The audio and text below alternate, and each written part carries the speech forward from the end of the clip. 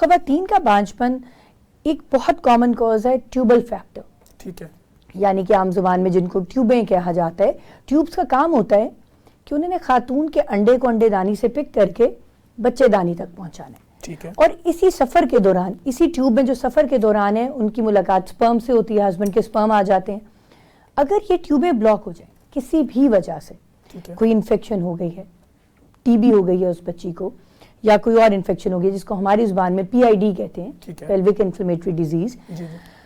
Waste میں بہت common ہے ایس ٹی ڈیز، یعنی کہ سیکشولی ٹرانسمیٹڈ ڈیزیزز، وہ کاز ہو سکتی ہیں.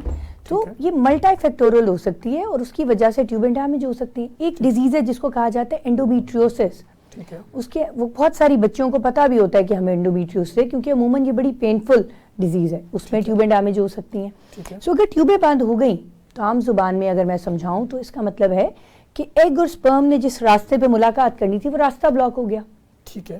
بانجھپن ہو جائے گا. ٹھیک ہے. اس لانگ ایز دونوں مل ہی نہیں پا رہے، نہ ایگ اور سپرم کی ملاقات نہیں ہو رہی، تو پریگننسی نہیں ہو سکتی. ٹھیک ہے. ٹھیک ہے. کیونکہ پریگننسی کے لیے بڑا ضروری ہے کہ خاتون سے ایک اچھی کوانٹٹی کا یا کوالٹی کا ایگ آئے اور ہسبینڈ سے اچھی کوالٹی کا سپرم آئے، وہ دونوں میچ اور دونوں ملاقات کریں.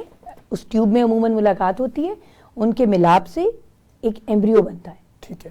وہ ایمبریو بنے گا تو ایمبریو کو عام زبان میں آپ سمجھ لیں وہ بیج ہے، جو قرآن میں بھی ذکر ہے، بالکل جس سے فصل اگنی ہے. وہ بیج اچھا بنے گا تو فصل آگے چلے گی، بیج کمزور ہے تو فصل ہی نہیں آگے بڑھے گی. ٹھیک ہے نا. سو وہ ایمبریو کا اچھا بننا، فیمیل انفرٹیلٹی ہوگی، یہی فیمیل انفرٹیلٹی کی بات ہوگی. سب سے کامن فیکٹر ہم نے بات کی ہے کہ وہ ہے ٹیوبل فیکٹر.